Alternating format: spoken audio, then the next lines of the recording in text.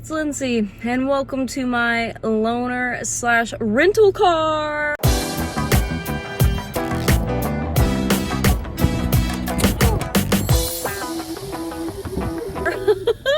It's so sexy. The stains are really sexy. No, but in all actuality, I'm thankful that I have a car. But I have some complaints to make, and I'm gonna go off right now while I'm driving. But because it's not my car, I don't have my little cool magnetic thing to sit the phone on, so I'm gonna have to like put it right here in the dash. Does that work? I think that works. So first I want to say, driving a Toyota Corolla is not too bad. Obviously, it's got some things about it that are a downgrade from my Cherokee, but all in all, it's driven pretty well. It has pretty good gas mileage. Like there's nothing like too crazy bad about it. Like I'm okay with that. The cons would be, you know, you get used to driving a specific car and then you've got to get in another car and it maybe doesn't have all of the same features and everything. And different, you know, different gear shift, different signal locations, different light locations and stuff. And it's a little difficult to pick up on at first, right? Took me a minute, but it seems as if I finally figured it out. But that's not the point of this video. Okay, here's my experience. I just want to come on here and vent. And before I talk about my bad experience with getting my car fixed, I just want to say, I realize that everybody has their own problems. I realize that everybody is on hard times right now. I realize that there's a lot of things right now that's making everybody stressed out and not feeling that great. And I realize I don't want to be an asshole, and I want to give everybody the understanding that I can, because I want people to be understanding of me as well. And I don't want to be an asshole. But at the same time, sometimes I can't take it anymore and I want to be an asshole. But my stupid social anxiety and just how I am and how my brain is wired doesn't want me to do it. Part of my brain says, do it, do it, do it. And the other part says, no, it's too embarrassing. I get too embarrassed to do it. So, basically what happened was I hit a deer on my way home for Christmas to go back to Georgia. It was not that bad. I was able to just drive off.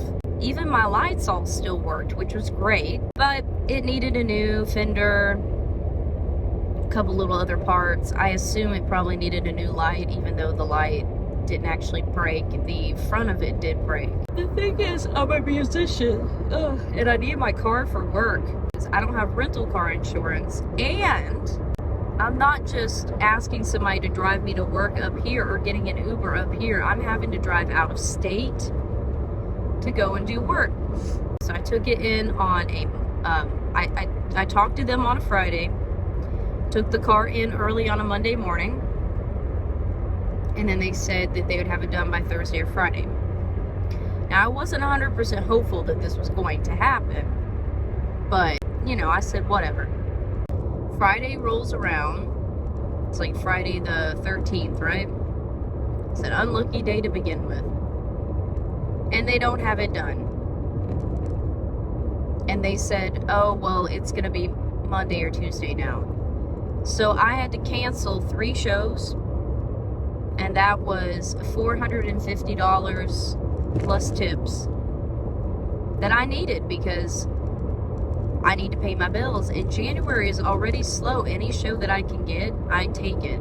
So then next week rolls around, it's not ready. I call in and I ask, they're like, oh, it'll be ready on, you know, maybe by Friday.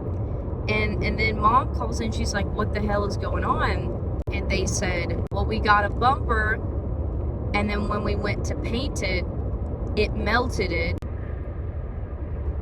And we had to order another one. Did they tell me that when it happened? No, they did not, because they didn't want to hear what I had to say about it. Hold up here, I gotta get over. I'm going toward the airport.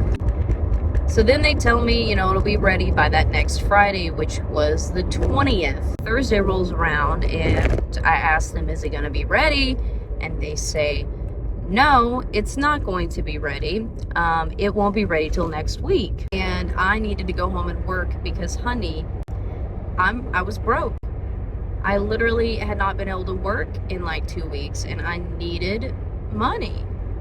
The only work that I got to do was to ship some packages I sold on eBay, but even that, I had to wait so long to ship them because I had no way to get them to the post office. So I have this weird inability with all of my mental disorders and stuff that I have a really hard time with being assertive, and I have a really hard time with being social and just trying to stand up for myself or say what I think. I had my mom call in because I was so tired of them being annoyed at me. So mom's like, I'll take care of it. So mom calls, and they convinced her she convinced them to give me a loaner car from their body shop so that I could go home and work for the weekend.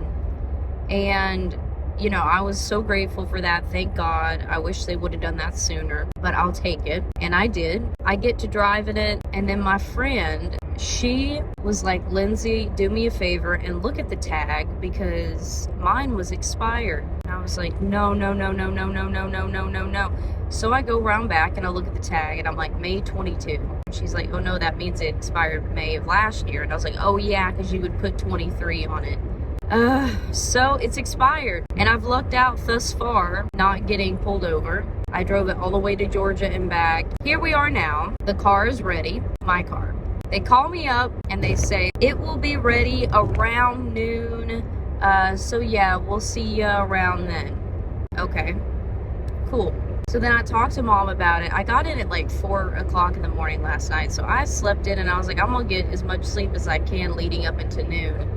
Mom and I had talked a few hours ago, and we're like, okay, how are we going to do this? I can't find my checkbook because I haven't had to write a check in forever because hardly anybody takes them anymore. Most people just use Venmo now or a debit card or whatever. But if I use my debit card, the charge on it is going to be like 2.5%, which I calculated that up, and it's going to be like $100 or something, like $90 to $100. And I'm like, I'm not paying that extra on top of everything else.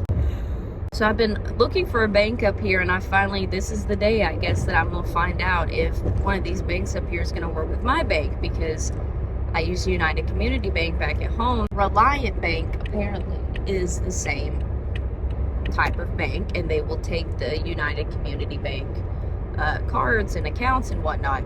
I'm going to find one, but there's not one super close. But here's what pissed me off. The guy calls me right at noon. Where are you? And I was like, well, is the car ready? And he's like, yeah, I have a client waiting here for the loaner car and he needs it. So when can you be here? And I was like, well, I gotta, I can get up and get over there within the next hour. And he goes, within the hour? You're supposed to be here now. And then I was like, okay. And I just froze up. I just freeze up when things like that happen. When I get embarrassed and like intimidated, I just freeze up. So I froze up and I called my mom and I was like, what do? I've got to go get this check, but how can I do that if he needs the car now? And so mom goes, I'm going to call him back. And she was like, look, do you want her to bring the fucking car right now and not pay you yet? Or would you rather her go get the check and pay you? And they're like, the check. So I'm pissed off. I took part of an anxiety pill. I just was shocked at how hateful he was to me, because he's made me wait weeks and weeks and weeks upon end and lied to me and not told me the whole truth until we pressed for it. Made me wait and lose work, lose money. But I was like, man, you made me wait all this time, and you were hateful about everything else. You didn't want to give me this loaner car. You give it to me and it has an expired tag. I'm risking my license. I'm risking getting a ticket, driving it around. Now you want it back immediately. Well, guess what? I wanted my car back when you told me it was supposed to be ready. So I think you can wait a little fucking longer to get your loaner car back if you want to get paid, because you're not going to get paid if I bring it back right this fucking instant. Sorry, I'm so pissed. I'm just pissed. car people are always assholes to women. I'm sure that there are ones that aren't, but a majority of them are. I just would like a little bit of respect. I just like some Aretha Franklin respect, some R-E-S-B-C-T, man. Anyway, I'm gonna update y'all with what's going on. I'm letting this anxiety medication kick in. I might just walk in there and I might just be a complete asshole, but I'll probably just do what I normally do and just be standoffish. Just be like, yep, here it is. Here's a car, bye. And they're gonna be mad too that I have stuff in my car that I need to move from my car. From this car to my car. But they're just gonna have to fucking wait. They're just gonna have to wait. Guess who's getting a shitty review on Google? This place. If not, you don't have to, but... I don't think I have an invoice number. That's okay. You don't have to. If you want to Okay. put it like for a specific car or whatever, Okay. you can, but it is $2,488.45.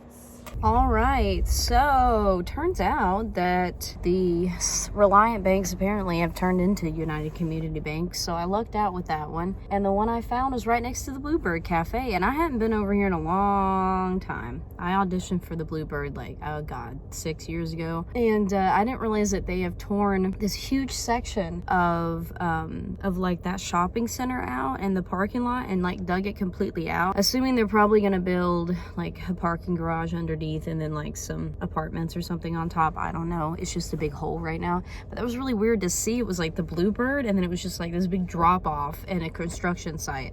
So that's how long it's been since I've really driven through the Green Hills area over here. I have to give a shout out to Haley Sharp. Shout out to Haley at the United Community Bank over here in Green Hills, because she literally was so nice and she was so helpful, and she just kind of like made me feel a little bit better about everything, because I was really scared to go to a bank up here because I'm so used to my bank back at home, and you never know when you're gonna get an asshole. Just like with the car dealership, it's like, the body shop, you just don't know like if you're gonna get an asshole or not. So she was really nice. Kudos to her. Thank you for being nice. I got the cashier's check. I'm really happy that she was nice, but now I have to confront my fears. One of my greatest fears, two of them, being social, and two, having to confront anybody who I know is going to be confrontational with me and be irritated at me or might embarrass me, and I am scared.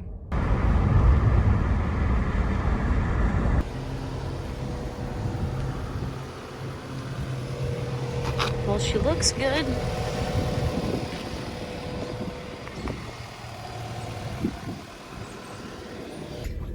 She looks good. But may I ask why the fuck my check engine light's on? Because it wasn't before I brought it here. But I don't want to go back in there and ask them, because I'm going to tell you here in a second what they said. Wait until I get home though, and then I'm going to let you know. Emmy! Hi, baby! Hi! Hi, baby! Hi, I love you. Mommy loves you, baby. Me and you both have been going on a diet recently. It's good. I've been feeding her in like smaller portions, and I think she was mad at first, but honestly I think it's good for her because she's not regurgitating as much, which is great, as I was starting to get worried. But she was like overeating and eating too fast, and if I give her just little portions, then she doesn't overeat, right, baby? You haven't been puking. That's great. And hopefully you'll lose a little weight. You're already looking a little skinnier. We don't want to get you too skinny, though. We don't want you to be emaciated or anything. My baby's got to eat. But I'm doing the same thing. I'm trying to do some weight, too.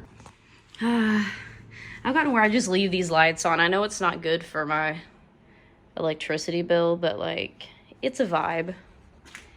It's a vibe. Trying to light my videos properly now so that they look more professional, right? So I'm holding this freaking ring light out in front of me just to ruin the illusion for y'all. Whoop! Ooh, look at that. Hello. Makes my pupils look weird. It's like I'm on shrooms or something. So, First off, I went in there and the guy wasn't in there yet, and he came in there and he said that He goes, I don't know who talked to you earlier, but they shouldn't have been rude like that. Now let me be for real. I have no proof of this, but this is a very small body shop, and there's only a few people that work there. And they all have very distinct voices and accents and, dialect. I have not seen or heard another person from that body shop that sounds like this man. And when I got that call at noon today, 99% I am sure that it was that man. And he just tried to act like it was somebody else and not him. And that pisses me off because he didn't even take the accountability to be like, hey, I shouldn't have been that way, I'm sorry. And then to add insult to injury, he then says, but there was somebody here that needed the car in order to drop their car off, and so we lost business because of that. They just decided to leave. Well, what about me, fucker? What about me when I needed a car immediately in order to get my car fixed? Did I walk off and leave? No. I took an Uber home and was not offered a loaner car. I sat out of work for 2 weeks and didn't make hardly any money other than eBay sales, and was stuck here having a mental health crisis with no car. But just the fact that he would be like, we lost a client because of you. But it wasn't me that said that to you earlier. But it clearly was. It clearly was, because it was the same voice. So anyway, that pissed me off, but I just kind of just nodded and just said, I'm not in the mood today to deal with this. I'm just gonna walk away. I'm just gonna take my key, give him the check, walk away, whatever. And so I did. But I just think it's just so hypocritical how I can lose work and it doesn't matter, to them. But if they lose work, of course, then it's a big deal. I can't stand hypocrites. Hold on, my mom's calling. She's been calling me like every 15 minutes about all this stuff, but forgot to mention, then the guy said, does the car have gas in it? The loaner car. And I was like, well, I filled it up several times. It should have probably about 3/4 of a tank at this point. And he's like, was it full when you got it? And I was like, no, it was actually really close to empty. It only had a little less than 1/4 of a tank left, and I had to fill it up on the way home. And then he just goes, oh, okay. And I was thinking, is he gonna be mad? I guess he wanted me to fill it up for him before the next guy. But it wasn't even close to full. It was almost empty when I got the car. But now he's gonna be mad if I didn't fill up the car. People really piss me off, and if it wasn't for the fact that I had part of an anxiety pill today, I just really don't know if I would make it through.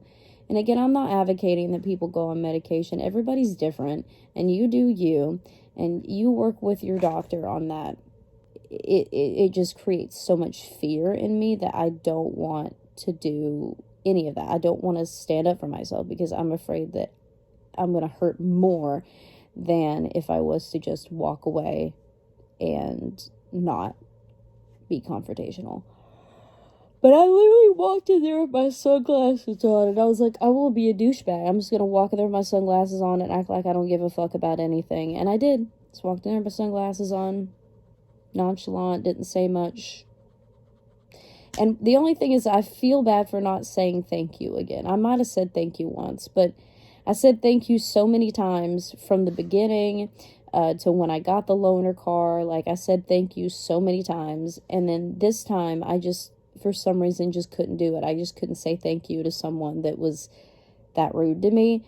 And even though that was the case, I still feel really guilty about it. I still feel like I should have been nicer. I haven't washed my hair in 3 days. I don't think it looks too bad though. But I need to go get me something to eat. And then we'll see what happens from there. I can't tell you how good it feels to have my actual car back. I feel like I've done a lot of complaining in this video, and I need to take a step back and realize that I am privileged and that I am thankful that I have what I have. So we were gonna go to the local, and then we thought about going to Whiskey Jam. Me and my friend Tammy But I think we might just go to the local. I'm not sure yet. I'm gonna meet her there, and I guess we'll just see what happens. My friend Joe is going to Whiskey Jam, and I don't know. We're just gonna play it by ear, and I'm just trying this vlog thing again, y'all. It's tolling. It's the editing is the worst part. Just having to make good content and then having to edit it to where it's like entertaining, you know. But I'm trying to get out, and I'm trying to do more things. I sent out some booking emails when I got home. And then I laid down to take a nap, and my intention was to get up in time to go and get ready and go to the local in time to where I could get there early and see the whole show. Because when I do that, a lot of times Greg and Dave will have me up on stage to play, but I waited too late, and now it's like already 7 o'clock, and I won't be there until, I don't know, like 7:15 or something, and they end at 8, so probably won't have me up to play, but that's all right. Just want to go and show my support. But yeah, go to local, my favorite spot, meet my friend Tammy. Maybe we'll do some vlogging. We'll see what happens.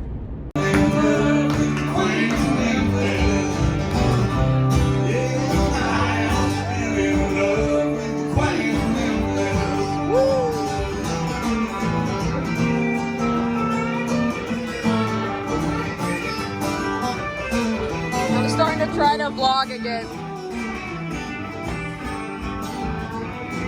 Woo!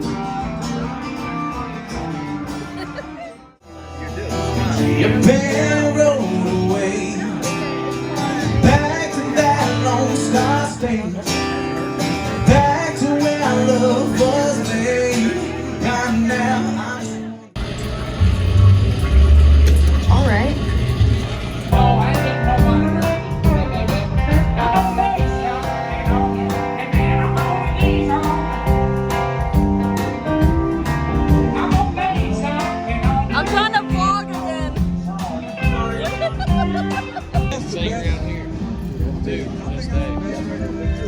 You grooving to it? You grooving? Whose song is this? Yours? Which one is it? It's the whole. Okay. keep me as high. All the nights I got lost. Well, I know that you want opportunity. Yeah, exactly.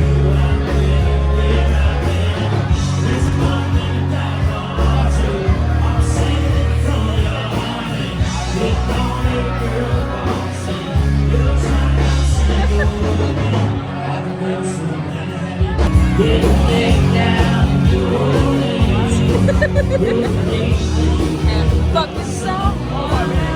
I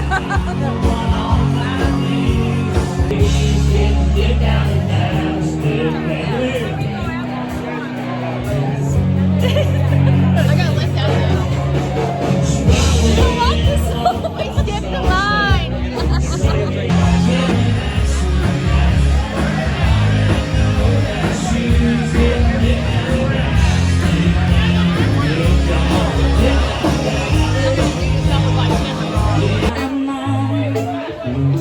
Looking for some loving 'cause you're in it. Take me one last lonely track. Offer with the fuse, listen you cigarette for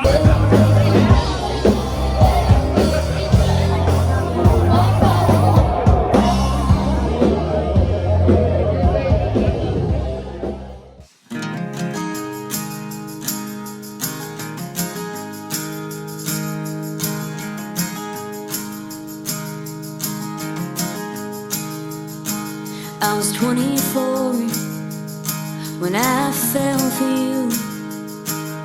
It wasn't real, no it wasn't true. And now years later, it still bites the grass. All the talk of the town, all the rumors and trash.